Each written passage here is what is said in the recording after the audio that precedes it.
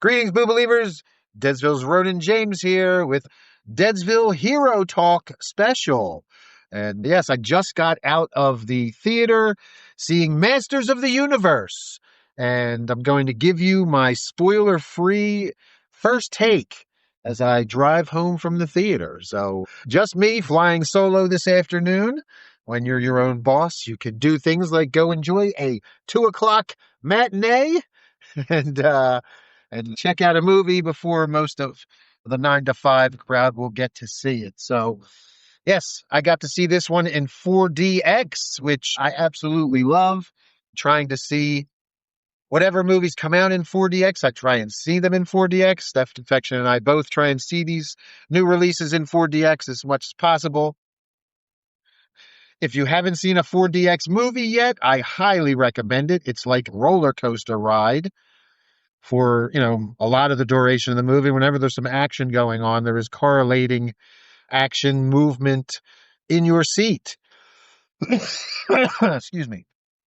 And if you haven't done this yet or you haven't heard about it, the seats move, back and forth, side to side. They shake, they vibrate. There are like massagers in the back, ticklers, whatever they call them. There is wind that blows by your head, from above, from under your feet.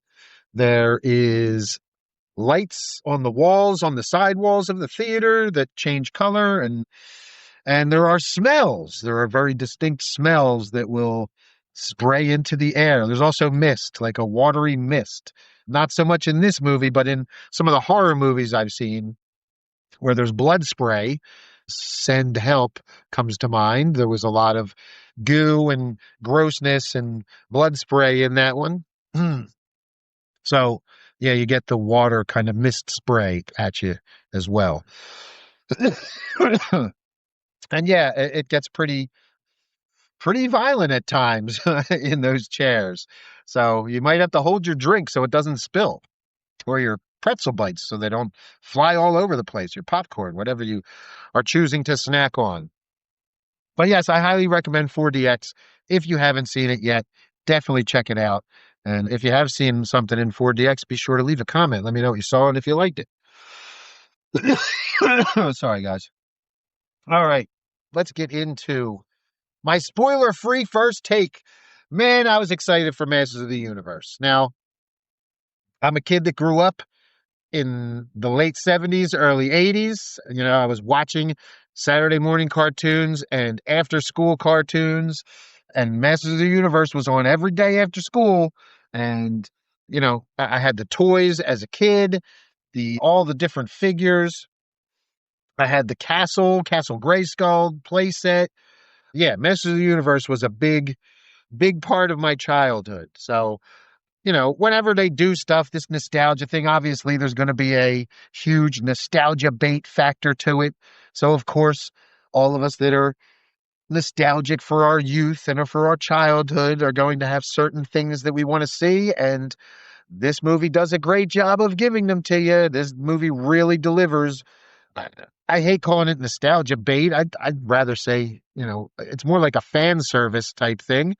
Again, this is, there's not just fan service to the IP here. There's fan service to, to He-Man and stuff. Like, they do a great job of replicating the look of all the characters. The costuming was amazing. The wardrobe just does such a great job. The sets, really, I felt like I was on Eternia when we got to, a little bit of this takes place on Earth. Thankfully, most of it takes place on Eternia, because I'm not the biggest fan of the whole, fish out of water, earthling in space kind of thing. And, we do that a lot. And I was kind of skeptical when I saw some of the scenes in the trailer where they had this whole, fish out of water comedy thing going on with his roommate. I'm glad to say that's only a very small portion of the movie, and majority of the movie takes place on Eternia, and it just looks fantastic. There's tons of action and fight scenes and battles. Yeah, and again, it all If you can see it in 4DX, it all plays really well in 4DX. It really lends itself well. But they do a really great job with the action in this. Like the fights are really well thought out, well planned out. Yeah, they really seem like they trained and choreographed this stuff and really paid really good attention to making the action look exceptional because it really does. The digital visual effects that enhance a lot of the choreography and action are outstanding as well. There's a lot of magic and stuff, obviously, if you know the lore of He-Man and the Masters of the Universe and the Sorceress and the power of Grayskull. You're going to have a lot of powers and magic and stuff in here. So the VFX really, really good job with the VFX there, bringing a lot of that stuff to life. Again, the costuming. If you've seen the trailer, you've probably seen some of the characters. They just look amazing. They look like they stepped right out of the cartoon into live action. The sorceress, just yeah, Lorena Baccarin, amazing. And the whole even I've never seen this guy who played He-Man before, and I'm driving, so I can't look his name up. But he looks great. I mean, he looks like He-Man. Once he gets into his, loincloth and bracers, he's He-Man. He's embodying it. And you know, one of the things that's usually a pitfall for modern movies is the script. There's stuff, some things get sacrificed. A lot of times if you're trying to do fan service, you sacrifice certain parts of the script. I felt like there wasn't anything sacrificed. I felt like they really did a good job of taking the source material and kind of updating and applying it to this live action epic kind of like 80s sci-fi sword and sorcery masterpiece. Yes, I said masterpiece. Kind of tells you where I'm leaning. I'll just tell you, man, I'm going to think more on it. But right now, this is like a 9 out of 10 for me. I am I am at a 9 out of 10 for Masters of the Universe because really, I had a big smile on my face the entire time. It just does so much well. There's some stuff that can feel a little cringy or a little campy, but that was the nature of the cartoons. That was another thing. I mean, and also in channeling the essence of the characters and doing like a nice adventure action epic thing, they still kept it campy and kind of goofy, like the cartoon. There were scenes with I don't want to give anything away, but there were scenes there with characters from the cartoon doing goofy little things that they used to do with the cartoon, and yeah, it was great, man. It was just a really fun time.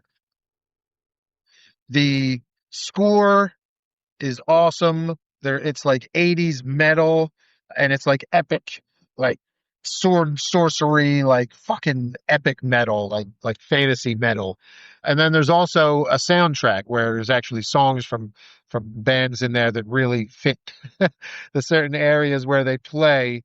They're really right on the nose. They're like 80s hits and 80s songs that were really right on the nose for where they land in this movie. But for me, I really dug the score. I thought the score was awesome. I might have to check out like listening and downloading the score, maybe get it on CD or something just to have it, vinyl, something like that. Because yeah, the score was awesome. It was epic, and it really like put me back in the 80s again. Like and right when the credits start rolling at the beginning, before the movie even starts, the production company logos are rolling and you're getting like the very opening, all the companies that are in association with, but the fucking 80s kind of like synthesizer rock starts up. So yeah, it's really I can't stress enough how good the score was and how much I really enjoyed that aspect of it. Yeah. So we can talk about the acting. I want to talk about, like I said, the guy who played He-Man. He did a really good job. He was like, as Prince Adam, he's like the goofy Adam. As He-Man, he retains a little bit of that, but you could see the transformation in his acting as well, where he's, you know, he carries himself differently. He's more confident and obviously stronger and more powerful. But Yeah, he does a really good job. I apologize for not knowing his name, but I'm not really familiar with him. The girl who plays Tila, same thing. I'm driving, so I don't know her name offhand. She does a good job. I really, man, and she looked like they both really look like the characters straight out of the cartoon, man. It was great. I loved Idris Elba as Duncan, the man at arms. This was fucking awesome. Like he like and he's the man at arms and there's wars in here. So, he does like rousing speeches and it harkens to some of his other films like Pacific Rim and other movies that he's done where he's done those like inspirational speeches. He brings it in this one, but he also brings a lot of comedy, I would say. Like there is a lot of campy comedic stuff in here. And yeah, and Idris Elba gets in on it. He's a pleasure, man. He's so good. So good. And his character arc is one of the better ones in the movie. Like everybody's got an arc. Again, good writing. There's like a story, there's a character arc for all of the main characters going on here. And Idris Elba's character arc is especially good. I really enjoyed it. Let's see. What else can we discuss that was talked about wardrobe? Oh, Jared Leto. Let's talk about Jared Leto. And first of all, yeah, because I know Jared Leto, it's a touchy subject. A lot of people hate him. I don't know people that actually love Jared Leto, so I can't even say some people love him, some people hate him. Like he's not polarizing. It's either you're just like, Jared Leto, or you're like, ew, Jared Leto.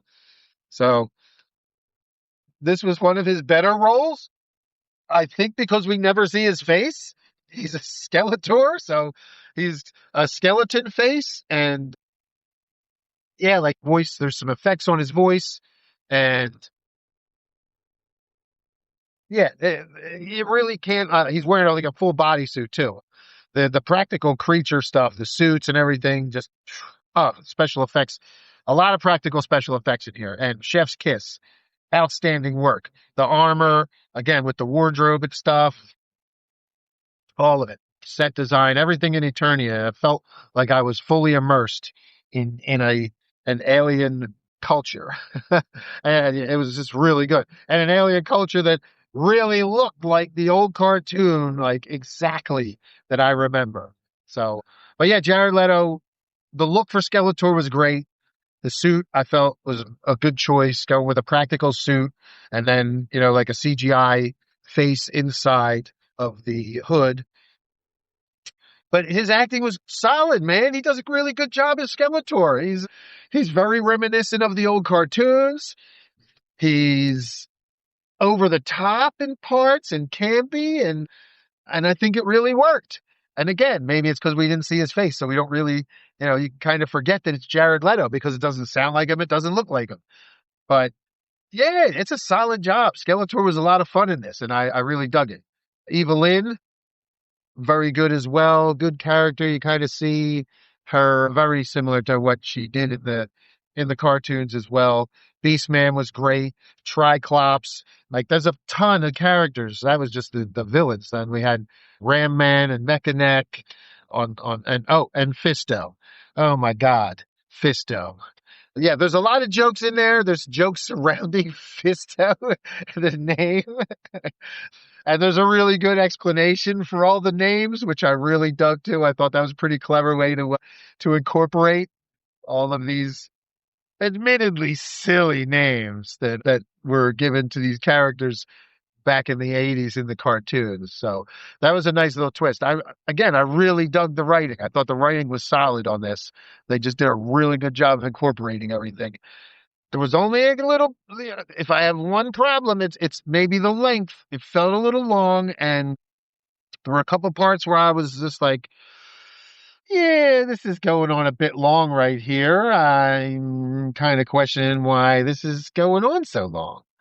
Not many, but there was maybe one or two spots where I was just like, okay, we're kind of, you know, I'm waiting for, I know it's coming. I'm waiting for it to happen. Why is it taking so long for something to happen here? So it did seem to extend. the length of the movie. I thought that like they could have moved only in a couple little spots. They could have moved things along a little bit quicker. That's all. Other than that, other than the length and maybe I guess there's some no, there's a couple crude jokes in there that some people might see as lowbrow, but again, we're in camp territory. So you have a character named Fisto. I mean, of course, we're going to have some jokes that are that are a bit crude in nature. It just kind of lends itself to it. The whole underlying kind of barbarian kind of gay undertone stuff. There's some hints added in there. It's pretty funny. There's some stuff. There's some good stuff in there. I really enjoyed the humor, but most of all, like the writing for the characters was solid. They really did a good job writing all these characters, and the action was top notch. So yeah, I really enjoyed it. I'm sitting at a 9. I'm going to think about it a little bit and yeah, maybe check out some other reviews, see what some other people think.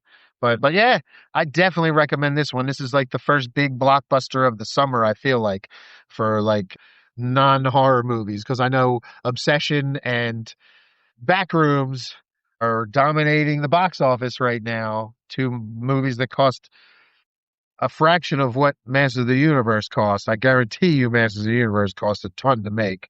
But hopefully it does well in the box office because yeah, I really enjoyed it. I hope they make more of them. There's a couple. I will say this: there's a cameo, awesome cameo to look for in there. So you'll know it when you see it. You can't miss it. And as well, there is 3 kind of post-credit scenes. They're kind of sprinkled throughout the credits.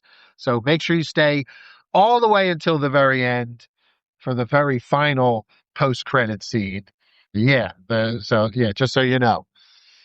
But yeah, man, I'm hoping this does well in the box office. Go see it in the theater. This is definitely the kind of big blockbuster movie that you want to see in the theater. You want to see it on as big a screen as possible. If you could see it in IMAX or 4DX, then definitely do so because I think it enhances all of the good stuff about this movie. It makes it that much better. Makes it that much better of an experience. So, yeah, I'm not going to go too much longer. It's just me, and you're probably sick of hearing me ramble on, but I really dug Masters of the Universe. I highly recommend it. Man, it's going to be tough to kind of rank where this one goes in my hierarchy of films for the year because right now it's really close to the top. I mean, this and They Will Kill You are probably my two top movies of the year. I think They Will Kill You might just edge this out by a little bit. But man, this one was good. Yeah, I really, really dug Masters of the Universe. So go check it out in theaters. Make sure you stay tuned because I will have a full more of a full review of it later, not just this drive home first take out of the theater kind of thing. Yeah, you'll get to hear my